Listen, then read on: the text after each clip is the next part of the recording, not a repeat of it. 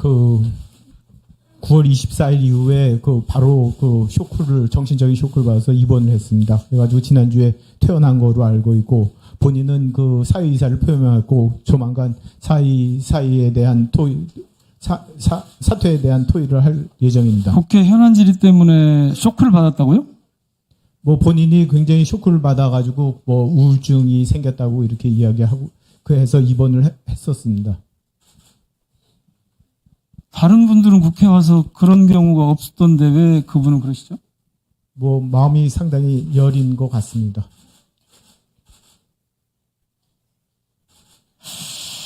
이해가 잘 안 됩니다. 그렇게 마음이 여린 분이 절차에 없는 그런 행동을 했다는 게 이해가 잘 안 되는데요. 예, 좋습니다. 얼마 전에 여자축구 국가대표팀 감독 선임하셨죠? 예. 제가 지난번에 축구대표팀 감독하고 여자축구대표팀 감독하고 선임 과정을 표로 만들어 놨거든요. 한번 봐보시죠. 예. 첫째, 크게 4가지 비교가 가능한데, 전력강화위원회 구성이 됐죠?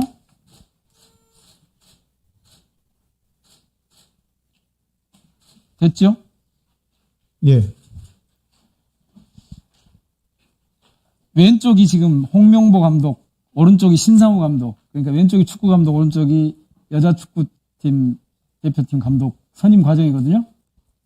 왼쪽이. 자, 위원회 구성.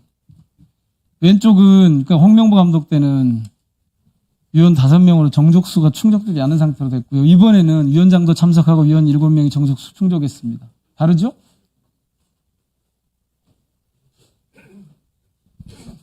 여러 가지 착오가 있는 것 같습니다. 저기 마지막 얘기한 첫 번째 자료를 한번 다시 좀. 네, 띄워봐 주세요. 예. 위원회 구성에 있어서 마지막 10차 이후에 그렇습니다. 예. 그걸 말씀하시는 것 같고요. 두 번째 후보 면접 과정은 이임생 의사가 10차 전력강화위원회 이후에 사실상 추천이 끝났고, 이임생 의사가 계약을 위한 절차를 했습니다. 그리고 마지막 주관적 평가는 전력강화위원회에서 충분한 토의를 했었다고 생각이 되고요.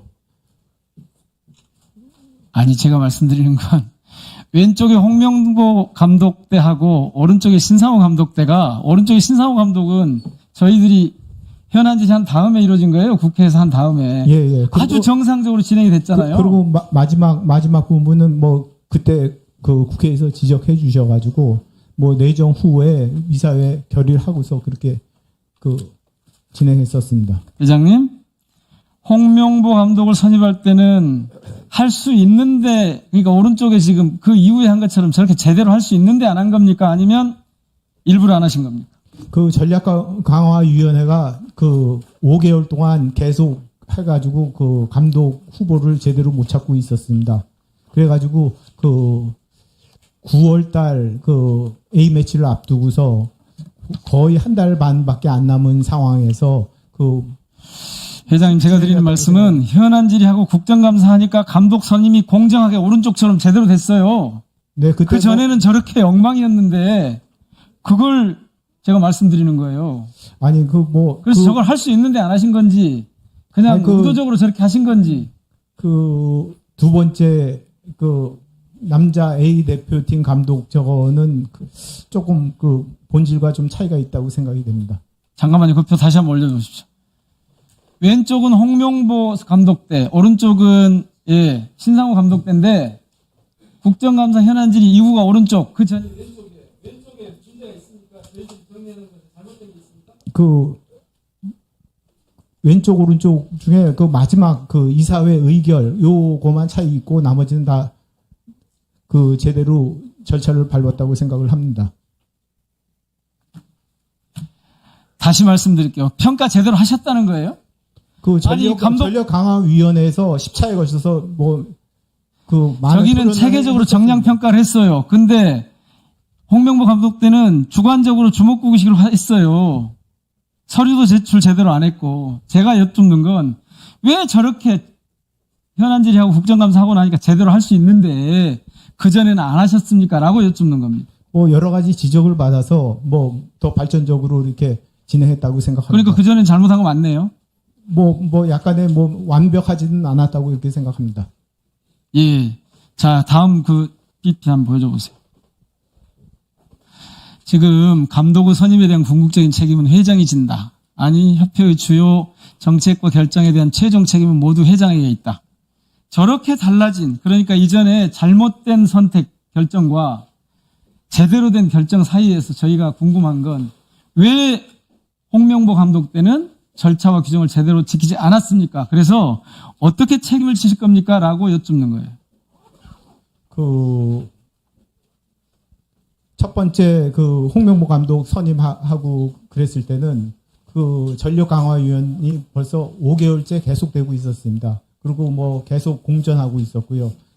제대로 된 남자 감독을 찾지 못하고 여러 가지 시행착오를 겪고 있고, 또 외국인 감독을 하고자 했지만 그분들이 딴 나라 감독을 하고 또 여러 가지 사정에 의해서 한국 감독을 못 맡겠다고 이렇게 했었습니다. 그래가지고 뭐 이렇게 됐다고 생각을 합니다. 그러니까 홍명보 감독 선임 과정에 문제가 없었고 저는 국민들이나 축구 팬들에게 따로 드릴 말씀이 없습니다. 그런 뜻인가요?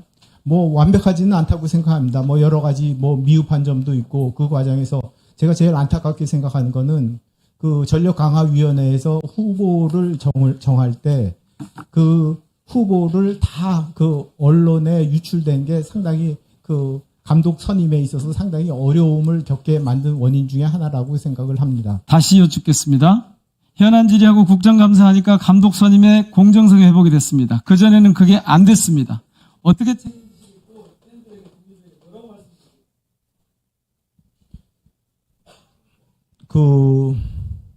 저희가 뭐 완벽하게 뭐 모든 것을 다 잘한다고 말할 수는 없습니다만, 규정에 따라서 열심히 잘 했고, 지금까지 뭐 30여 년 동안 대한민국 남자 대표팀 감독 선임에 있어서는 항상 문제가 있고 반대 의견이 있었습니다. 많은 항상 논란이 있었습니다.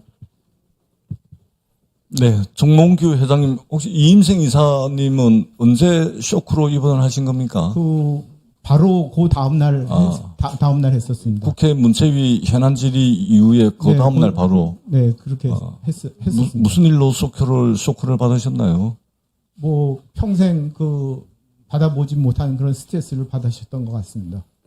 그러면은 우리 국회 문화체육관광위원회 현안 질의가 이임생 이사로 하여금 쇼크에 빠질 정도로 문체비가 무슨 부당한 질의를 했거나 또는 강요를 했거나 또는 문체위가 해서는 안 되는 그런 행위를 했다는 뜻은 아니죠. 뭐 그거는 아니라고 생각하고 본인이 여기서 질문하는 거에 대해서 상당히 무겁게 받아들였던 것 같습니다. 그러니까 마치 듣기에 따라서는 문체위가 마치 쇼크를 받을 정도로 했다 이렇게 오해해서 들릴 소지가 있기 때문에 제가 말씀을 드리는 것이고, 위원장인 제가 판단을 하기에는 오히려 이임생 이사가 문체위 현안 질의 과정에서 홍명보 감독의 선임의 절차와 과정에서 그동안 국민들께 알려지지 않았던 내용들, 문제가 있었다라는 내용들이 드러나니까 오히려 쇼크를 받은 것이 아닌가, 이렇게 보는 것이 현안 질의 끝나고 난 뒤에 대다수 국민들이 느꼈던 거 아닙니까?